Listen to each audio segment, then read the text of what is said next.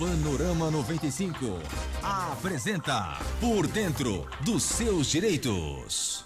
7h35, confirmando 7h35. Olha, só para retificar, né? A missa do agricultor lá de São João do Sabugi será às 10h30, tá bom? 9h30 de hoje, passeata do agricultor, saindo do Sindicato dos Trabalhadores Rurais, e depois teremos missa na Igreja Matriz aí, 10h30, lá na cidade de São João do Sabugi. Gente, então estamos recebendo aqui nos estúdios hoje o advogado previdenciarista, Dr. Herbert Castro, né, para falar de um tema que com certeza vai chamar a sua atenção, que é doenças que geram direitos previdenciários. Se você tiver alguma dúvida, manda para cá, o nosso WhatsApp é o 99205-3030.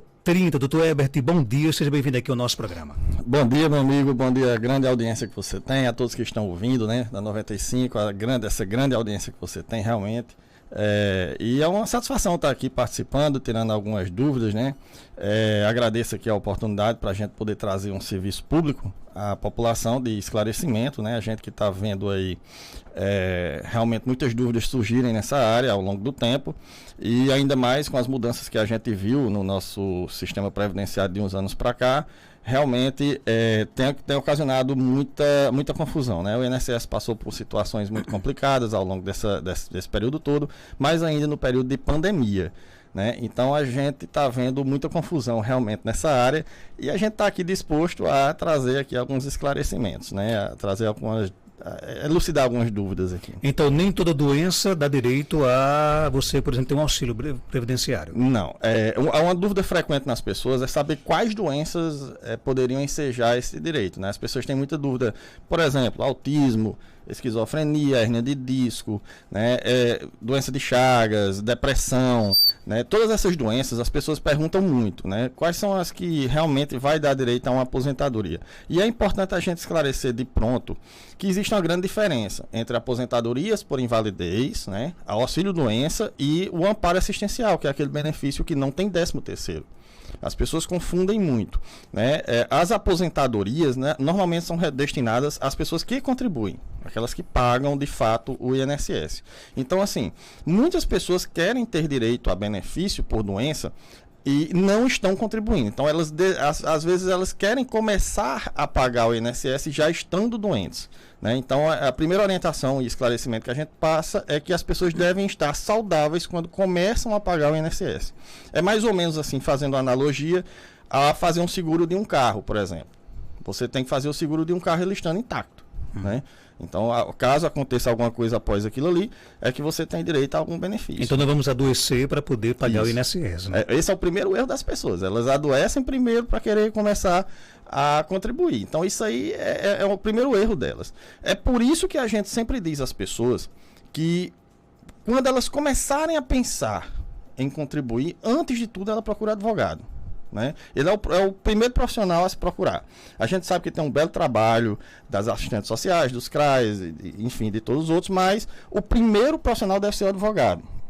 Ele é que melhor orienta nessa parte inicial, assim, do que fazer, né? Então, é o primeiro esclarecimento que a gente traz. As pessoas deixam para procurar o advogado quando já acontece o problema. Esse é o primeiro erro, né? Que a gente sempre tem aquela coisa na cabeça de dizer, o advogado, ele é aquele que vai brigar na justiça, né? A gente tem esse digamos assim, esse pensamento coletivo. E não deve ser assim. O advogado, ele é um esclarecedor, é um consultor, né? A ouvinte faz aqui uma pergunta bem interessante, que eu acho que dá para a gente começar realmente com essa pergunta, né? Como se cadastrar no INSS? Pronto. Essa daí é outra questão também. Existe a plataforma digital do meu INSS, onde você pode se cadastrar. Eu não aconselho ninguém a se cadastrar sem consultar o advogado antes. Existem algumas inscrições que a princípio podem ser muito boas, mas que no final das contas podem acabar não sendo tão boas, né? Por exemplo, a gente vê donas de casa que estão pagando o INSS como comerciantes autônomos. E a gente vê autônomos pagando o INSS como dona de casa, por justamente ter recebido uma orientação ruim. Então, a primeira orientação que eu dou, não faça sua inscrição sem consultar um advogado. Então, você pensa em se cadastrar no meu INSS, ou no próprio INSS também você faz essa inscrição, mas não faça sem orientação. Quais são as principais doenças que geram, por exemplo, aposentadoria? a gente não tem assim um rol taxativo das principais doenças, porque eu sempre digo assim, as doenças elas têm níveis. Então, por exemplo, uma hérnia de disco em mim não é a mesma coisa que você, não é a mesma coisa que o nosso amigo aqui, ela tem níveis. Então, por exemplo, você vai ver pessoas que têm direito à hérnia de disco e outras não. A mesma forma, a esquizofrenia, né? Autismo, você vai ver pessoas que têm autismo, crianças com autismo, que têm direito e outras não, porque depende do nível, né? Mas existem doenças mais graves, né? Como o câncer, o HIV. Então, existe um rol muito grande de doenças que dão direito, mas todas elas dependem do nível, né? Você vai ver pessoas, por exemplo, com HIV que não estão recebendo. E tem pessoas que têm o direito, porque depende do nível de situação que ela está, né? O HIV a gente sabe que ela progride para a AIDS, que é o modo mais grave da doença.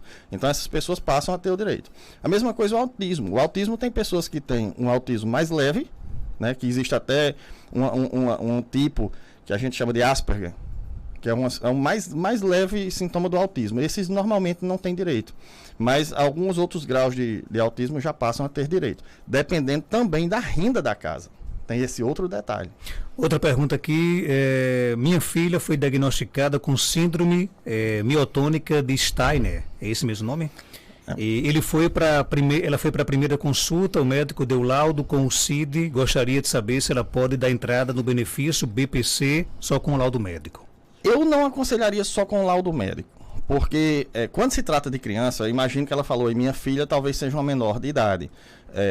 É importante que a pessoa pegue um relatório escolar também, né, de como está a frequência da criança, como está o desenvolvimento dela, né, se está tendo prejuízo no desenvolvimento escolar da criança, se isso Ela tem 21 anos. 21. Então, aí já não caberia isso que eu estou elucidando. Como já se trata de maior, então basta o atestado e talvez alguns exames. Mas é importantíssimo saber se essa pessoa de 21 anos ela está contribuindo. Porque eu sempre digo, quem contribui para o INSS tem mais direito. É mais fácil de conseguir. Outra pergunta, doutor Herbert, fibromialgia dá direito à aposentadoria? Sou funcionária pública há 17 anos. A fibromialgia, em regra, em muitos casos dá. Não são todos, como eu falei, porque depende do nível. Porém, aqui a amiga pode até esclarecer aí, se for possível, no WhatsApp.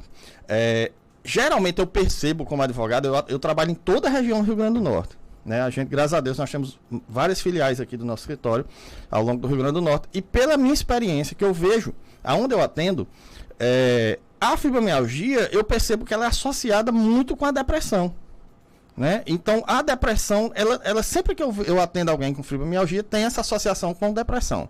A pessoa vem e diz que também tem depressão, tem diagnóstico de depressão. Então, se for o caso dela, eu gostaria até que ela esclarecesse, porque nem regra dá direito, sim, em muitos casos. Mas tem casos mais leves, que a pessoa consegue fazer um tratamento e levar uma vida produtiva. Outra pergunta, artrodese na coluna dá direito à aposentadoria por invalidez?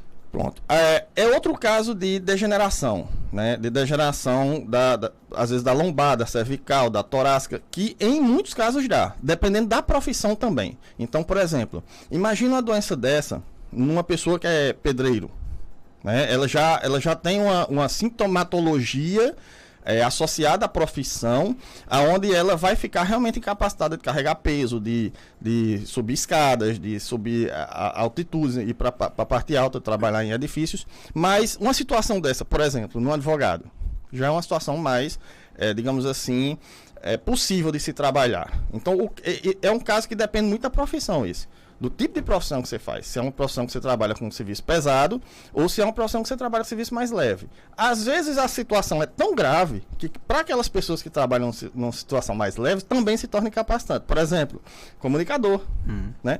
Então você chega num ponto em que o problema da coluna chega a incapacitar, mas ela precisa incapacitar bastante, digamos assim, para poder a pessoa se afastar. Ela precisa estar num nível muito alto. Já numa pessoa que trabalha com serviço pesado, ela não precisa estar nesse nível tão alto. Um nível mais leve já, muitas vezes, incapacita e tira ela do mercado de trabalho. Principalmente se a pessoa tem mais de 50 anos. Então, no direito, cada caso é um caso. Sempre cada caso é um caso. Você tem que olhar a profissão, a idade, o sexo, a situação social. Também é muito importante, porque uma pessoa que não tem tanto estudo, que não teve a inclusão dada pelo Estado, ela vai ter mais dificuldade de se readaptar. Então, por exemplo, imaginamos uma pessoa semi-analfabeta com 44 anos, com histórico de serviço pesado, né? Tem uma doença dessa e ela só trabalhou no pesado. Aí como é que ela vai se readaptar? Ela vai estudar, ela vai adquirir um diploma? Como ela vai fazer isso? É diferente de alguém que tem estudo. Uma pessoa com 40 e poucos anos, uma situação de incapacidade temporária, ela pode talvez se readaptar, né? Então, a gente sempre tem que ver essa questão social, ela é de fundamental importância. Outra pergunta, bom dia, tenho um problema no meu olho esquerdo, não tenho a visão total dele, já fiz uma cirurgia no olho direito, já me orientaram a procurar meus direitos, mas nunca fui atrás, tenho um laudo médico, nunca contribuí, e aí? Olha, é isso que a gente, eu faço uma campanha massiva, né, para as pessoas pagarem o INSS. Por quê? Uma situação como essa, se ela estivesse contribuindo, talvez ela já estivesse aposentada definitivamente, com o 13º, com direito a tudo, né? Então, como ela não paga, muitas vezes ela tem que recorrer, é mais fácil ela recorrer com um advogado, mas é sempre mais difícil, porque a renda da casa interfere. Então, quem não paga nada de INSS, sempre vai ter aquela questão, qual é a sua renda? Sempre vai ter isso. Então, por isso que as pessoas, se puderem, lógico que a gente está falando aqui, se puder, né? Nem todas as pessoas podem contribuir. Tem contribuições mais baratas, de R$60 por mês, mas nem todas as pessoas podem. Então, a gente está falando para aquela situação que a pessoa tem condições, né? Mas nunca faça isso sem a orientação do advogado, né? Isso aí não faça, porque você pode acabar dando só dinheiro para o governo mesmo, perder todo o dinheiro que você vai contribuir. Tem mais perguntas? Bom dia. Bom dia, Marcos Dantas. Meu nome é Gislane. Eu tenho uma mãe que ela é portadora de febre reumática desde os 10 anos de idade, certo? Ela sempre tem crise, as pernas dela já estão bem, ela tem dificuldade para andar. Quando ela fez 65 anos, o médico deu toda a papelada para ela dar entrada na aposentadoria. Foi negada. Minha mãe já está com 70 anos e nunca consegui nenhum benefício. Aí ela agora precisou fazer 2 cirurgias. Pronto, faz 6 meses que ela fez 2 cirurgias. Fez de hérnia e de vesícula. Dei entrada para ela receber... quando a gente se opera, né? Que paga o INSS, tem direito. Desde quando deu entrada nunca saiu. Aí teve a perícia, a gente foi. Aí teve um acordo pós-perícia, mas até hoje, tá? Do jeito que tava, tá. Como é que eu procedo? E aí, Herbert? Deixa eu dar um alerta para as pessoas. Não dê entrada no INSS sem falar antes com o advogado.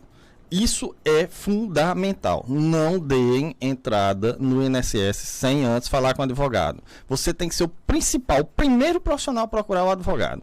Então, talvez ela não esteja conseguindo esse benefício para ela, possivelmente porque houve alguma questão com a renda, né? Pode ter sido alguma questão de renda, porque ela não estava contribuindo com o INSS. Então, eu creio que o motivo foi esse. Então, no caso, é ingressar na Justiça Federal, que é a justiça competente para conseguir o benefício, que pode, digamos assim, suavizar essa questão da renda. Porque a lei é muito dura, 1/4 de salário mínimo por pessoa. Não pode passar isso. Então, por exemplo, você não paga INSS, você está doente, tenta o benefício, se tiver mais de 1/4 de salário mínimo na casa por pessoa, já não dá direito. Mas a justiça, ela suaviza essa situação. Ela vai ver os seus gastos, o custo médico, o gasto com medicação. Então, nesse caso dela aí, é não esperar. Então, fica até outro alerta para as pessoas que estão ouvindo. Tem muita gente que deu entrada no INSS e está esperando há meses. Meses e não tem resultado. Não faça isso. Após o 4º mês, você já pode ingressar na justiça. Não tem necessidade nenhuma de você ficar esperando, certo? É colocar na justiça, não tem outra solução. O ouvinte pergunta, como saber se o que a gente contribui é o ideal? Olha, primeira coisa, eu vou dar aqui algum resumo para as pessoas poderem ver. Primeiro, se você é agricultor e está pagando o INSS, de certa forma está errado, porque o agricultor em regime de economia familiar tem que pagar o sindicato. Se você é comerciante ou trabalha na rua e está pagando o sindicato, ao contrário, também está errado. porque você não está na zona rural. Então, é só destinado para aquelas pessoas que realmente plantam e vivem só do consumo. Se você é dona de casa e está pagando como autônomo, também está errado, porque a dona de casa com baixa renda, que não tem profissão, não tem nenhum negócio, não faz nenhum tipo de atividade, ela tem que pagar como facultativo baixa renda. Se você é comerciante, se você é autônomo, é camelô, é mototáxi, está ou qualquer outra função dessa, e está pagando como dona de casa, também está errado. Se você tem profissão e está pagando como facultativo, também está errado. Então, vamos dizer aqui que você seja um vendedor e está pagando como facultativo, que é mais barato. Está errado. Então, esse aqui é um pequeno resumo de como você não fazer. Então, tem muita gente que está ouvindo aí e pode dizer, mas espera aí, eu tenho um pai e mãe agricultor, né? Tenho um sítio lá, só vou no final de semana. Mas eu tenho um bico, faço, sei lá, unha durante a semana. Estou pagando como o sindicato como agricultor. Está errado, está contribuindo errado. Né? Porque você exerce uma profissão. Mas não tem nada registrado. Não importa. A gente tem que fazer a coisa certa porque hoje tudo é fiscalizado. Isso pode interferir no futuro. E mais, a gente vai ver uma fiscalização daqui a 10 anos absurda. E hoje já tem uma fiscalização absurda, né? E a gente alerta muito as pessoas, porque tem muita gente acreditando nisso. Mas eu nasci e me criei na agricultura. A justiça não vê passado, ele vê presente. Então, se você faz atividade na cidade, se você é mototáxi, se você é cabeleireiro, se você é, diga outra profissão aí qualquer, camelô, né? E tá pagando o sindicato como agricultor, tá errado. Mas tudo meu é de agricultor. Não importa. Existe uma forma fácil de você conseguir, que é contribuindo à sua profissão. Aí você pode argumentar, mas hoje, Herbert, ninguém vive só de agricultura. Se você exerce duas funções, contribua ao INSS, dê privilégio para o INSS. Não vai ter dor de cabeça. Mas se você vive só da agricultura, aí sim, contribua, faça sua contribuição sindical, porque não vai ter dor de cabeça. Né? Mas é para aquelas pessoas que vivem da agricultura, ou seja, economia familiar, né? Eu planto para consumir, aí você tem que contribuir com o sindicato, e tem muita gente que não está contribuindo, viu? Muita mesmo. O ouvinte coloca o seguinte: minha irmã contribuiu há alguns anos, né, intermediários, e faleceu vítima de câncer semana passada, né? A filha, será que pode ter algum benefício? Qual é a idade certa de começar a pagar o INSS? Que são duas perguntas então. Primeiro, deu para entender a questão da primeira... Eles que a irmã dela contribuiu alguns anos intermediários e faleceu vítima de câncer. Quer saber se a filha tem algum benefício?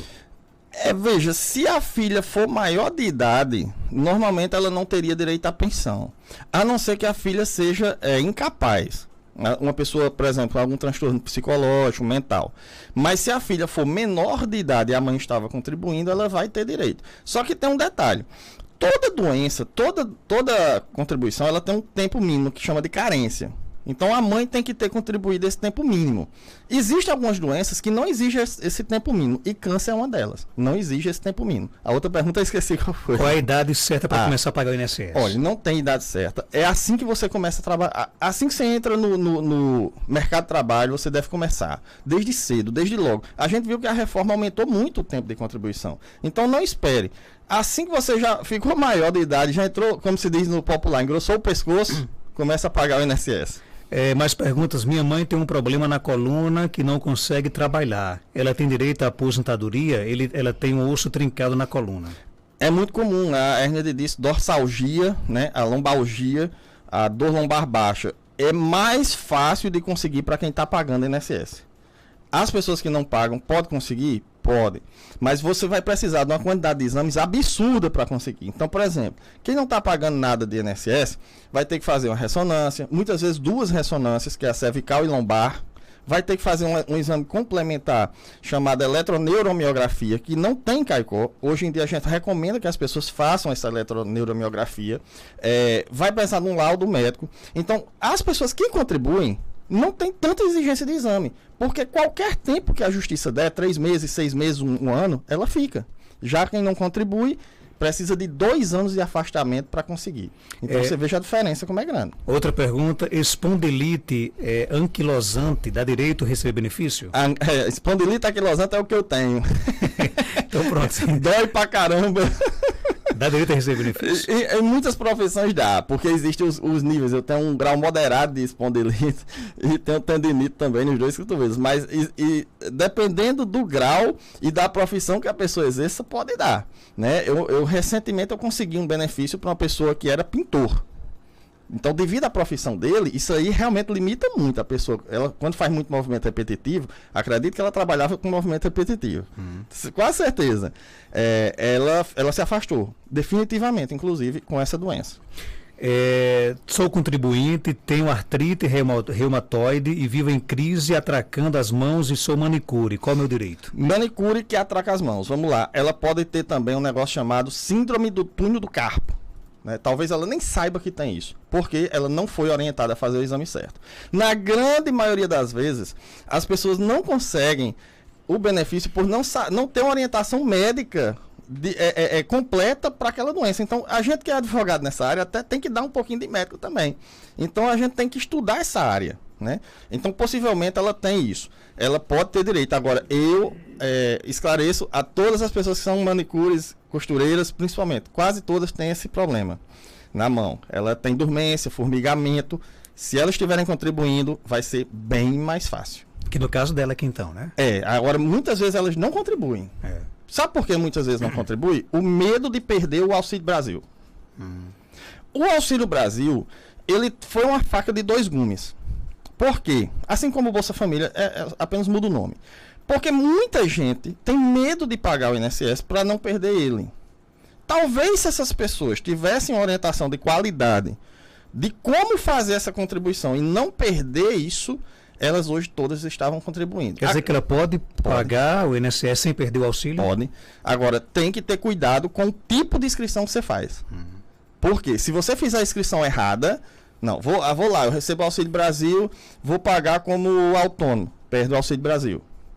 Certo? Mas na minha casa, eu não recebo Auxílio Brasil, mas na minha casa, tem uma pessoa que mora no fundo da minha casa, sempre tem isso, né? A pessoa vai lá, constrói um quartinho no fundo da casa da mãe, do pai, e se ela estiver no cadastro único, eu contribuo como autônomo, eu posso fazer o benefício de outra pessoa ser cortado. Então é por isso que você vê uma casa muitas vezes com 8 pessoas e ninguém pagando INSS para não cortar o Auxílio Brasil. Se você tiver a orientação do advogado, isso não vai acontecer. Tem mais perguntas aqui, produtor Herbert Castro. Minha mãe tem 80 anos, recebia o BCP, só que foi cortada. Tem direito à volta ao aposento dela? O BPC ele pode voltar se você ingressar na justiça e provar que vive como baixa renda. Então, essa pessoa, veja bem, o absurdo. Uma pessoa com 80 anos, cara, perdeu a aposentadoria. Olha só o absurdo, né? Mas por que isso acontece muitas vezes? É aquela coisa, eu vou fazer o meu cadastro do Auxílio Brasil, eu vou fazer meu cadastro único, eu vou botar o endereço da minha mãe, vou botar o meu não. Vou botar o endereço de fulano, que é melhor. Quando há o cruzamento de dados, e cada vez mais está cruzando dados, aí vai achar muitas vezes uma renda que nem você tem. Então, vou dar um exemplo aqui. Eu vou colocar a casa da minha mãe, eu não moro com minha mãe, mas coloquei o cadastro único da minha mãe é aposentada. Aí eles vão e cortam o teu. Porque eles acham que sua mãe está morando com você e ela tem renda. E às vezes nem tinha necessidade de você fazer isso. Mas você foi orientada. De forma errada. De forma errada. Então é por isso que os benefícios estão sendo cortados. Muita orientação errada todo dia, toda hora. Entendeu? Eu ando todas essas cidades aqui do Seridó, é a mesma coisa. É a mesma história. Se elas tivessem a orientação do advogado, isso não acontecia. Tem mais, aliás, tem muitas perguntas aqui, não vai dar nem para contemplar hoje a metade aqui, né? Meu marido tem o rim paralisado e o outro só funciona 50%. Ele trabalha pegando peso, ele já tem 20 anos. Será que ele podia se encostar? Ela falou assim, ele já tem 20 anos, mas eu não entendo de idade. Se é de idade ou se é de serviço, de né? Contribuição, né? Contribuição. Veja bem, se ele estiver contribuindo, é muito mais fácil ele ficar aposentado, né? Agora, se ele não estiver contribuindo, pode conseguir? Pode, mas é sempre um pouco mais difícil, né? Porque você tem que fazer uma grande quantidade de exames, mesmo ele tendo um rim paralisado e outro mais ou menos, digamos assim. Mas se ele estiver pagando, é bem mais fácil. E ainda há tempo dele começar a pagar, né? Tem isso também. Uma pessoa que recebe BPC, como vai conseguir se aposentar? Que recebe BPC, não tem como. Porque as pessoas que recebem BPC, eu vou só explicar aqui para quem está ouvindo, o BPC é aquele benefício que não tem décimo. Né? E aquele benefício você não pode pagar INSS. Apesar de algumas mudanças agora acontecer, a tendência é que no futuro possa, né? Que eles estão querendo com o Auxílio Brasil, você possa voltar ao mercado de trabalho e receber sua metade, mas por enquanto não vai conseguir transformar em aposentadoria por invalidez. Outra pergunta, uma pessoa que faz hemodiálise, ele tem uma pensão da ex-mulher, né? E ele tem direito ao auxílio-doença? Se ele não estiver pagando o INSS, ele não vai ter direito. Ele vai ficar só com a pensão. Se ele estiver pagando o INSS, ele vai ter direito a ficar com os dois. Tanto o dele como a pensão. Por isso que essas pessoas que fazem hemodiálise, algumas estão em condições ainda de trabalho, comece a pagar o seu INSS. Para você ter direito a 2 aposentadorias. Né? Então, infelizmente, as pessoas, a doença vai se agravando e a pessoa não começa a pagar o INSS. Aí lá na frente não tem como. Outra pergunta, passei 3 meses afastado do trabalho com problema de hernia de disco. Voltei a trabalhar e até agora nada, não recebi nada. E eu contribuo com o INSS. Eu tenho que colocar advogado? Faz 3 meses, perdão. Ela passou 3 meses afastada do trabalho. Certo. Com problema de hernia de disco, né? Voltou a trabalhar e não recebeu, acho que o benefício que ela pediu. Ela deve ter dado a entrada e até hoje não tem resposta, né? Eu passei por uma situação dessa, uma amiga minha, ela engravidou. E ela adquiriu hernia de disco. Perdão. Ela adquiriu hernia de disco. Ela queria esperar até o nascimento da criança para dar entrada na sala de paternidade. Eu disse, não, dê logo entrada. No auxílio doença. Você não é obrigado a esperar o nascimento da criança, não. Muita gente não sabe disso. Você já pode ficar recebendo logo. Agora, nesse caso dela, esperou 3 meses, né? Não tem resposta. Procura advogado da entrada, mesmo que ela tenha voltado pro trabalho para receber aqueles 3 meses. Ninguém é obrigado a ficar esperando a vida toda o INSS. Mesmo que ela esteja trabalhando? Mesmo que ela esteja trabalhando.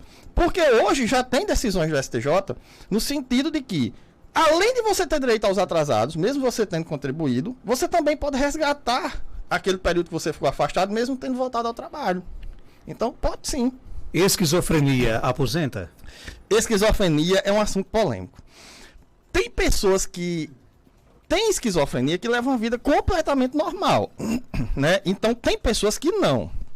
Então, dependendo do caso, existe a esquizofrenia paranoide, existe a esquizoide, existe a associada à depressão, pessoas que têm esquizofrenia e depressão, e mais ansiedade. A grande maioria dos casos dá direito. Agora, é como eu falo, dá mais direito às que estão contribuindo. Tem mais perguntas? Bom dia.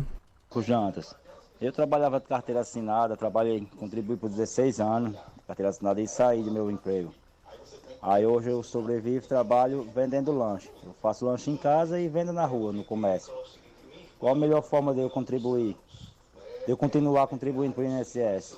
Tu, Herbert? Muito bem. Existe hoje um MEI, microempresa individual, que seria uma opção para ele. Eu não gosto muito, eu prefiro como autônomo. Apesar de ser mais caro, o autônomo, a contribuição, o antigo autônomo, hoje é contribuinte individual, 11%.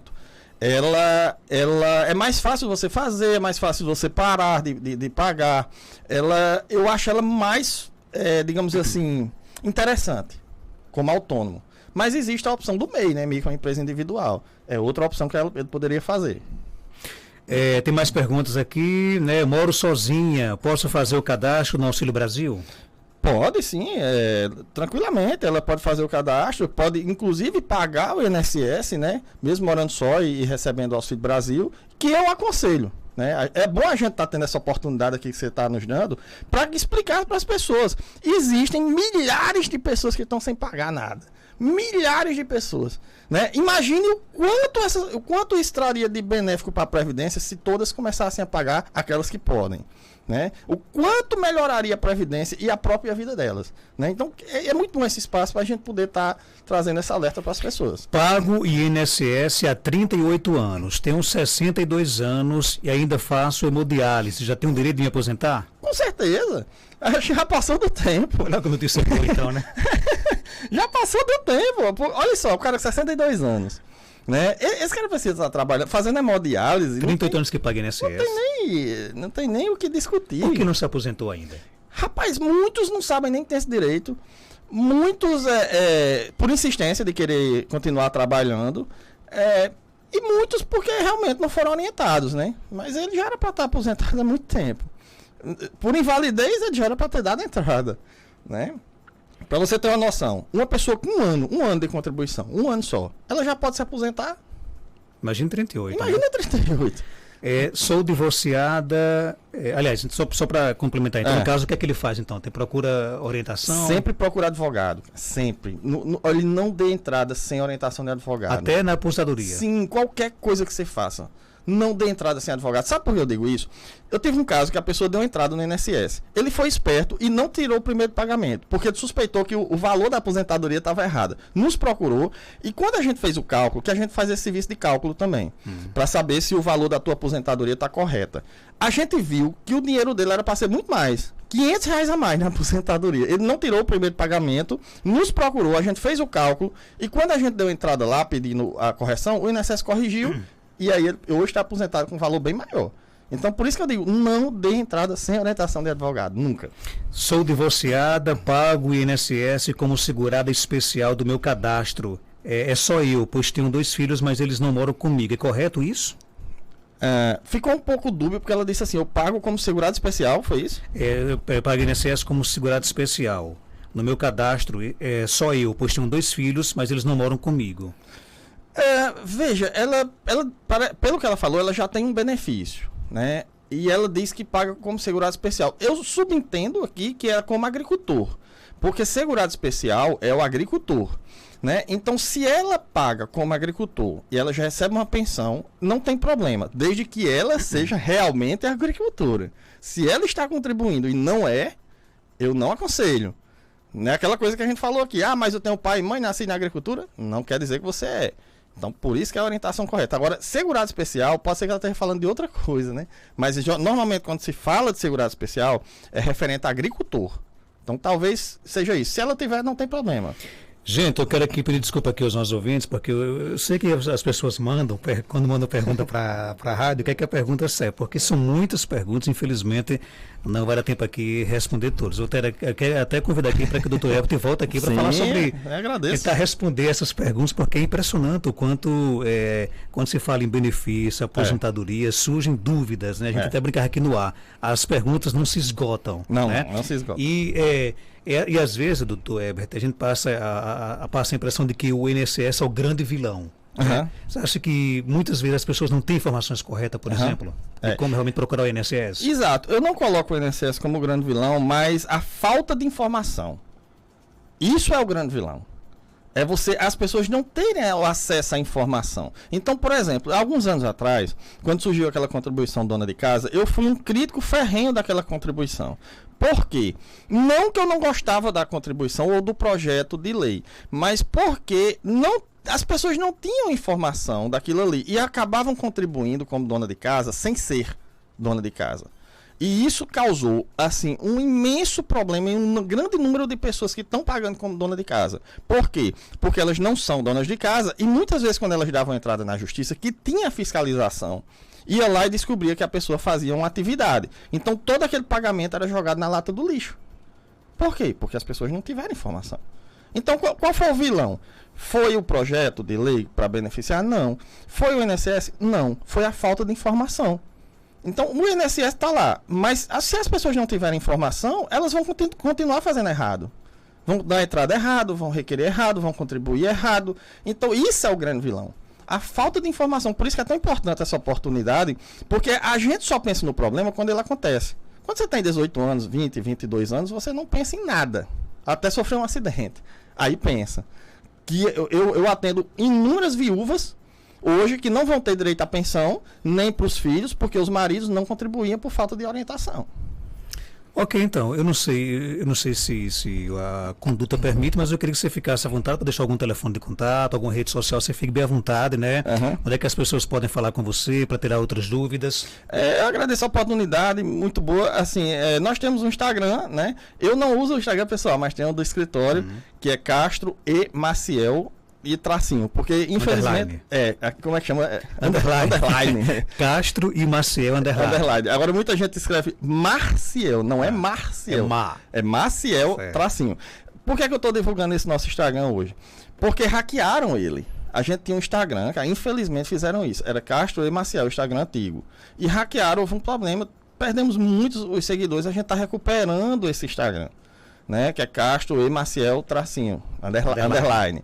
Então a gente está pedindo até essa oportunidade, que aconteceu isso com a gente, né? A gente não recuperou o Instagram antigo, já entramos em contato com o Instagram, mas infelizmente a gente, para evitar dor de cabeça, fizemos logo esse outro e estamos com ele agora. Então, Castro e Maciel underline. Esse é o Instagram onde as pessoas podem ter essas informações. Obrigado pela sua participação e algo mais a acrescentar, pode ficar à vontade. Não, eu que agradeço, meu amigo, e dizer que eu sou um fã também, acompanho todas as notícias aí do amigo. Agradeço a oportunidade, a sua imensa audiência que você tem, realmente é impressionante.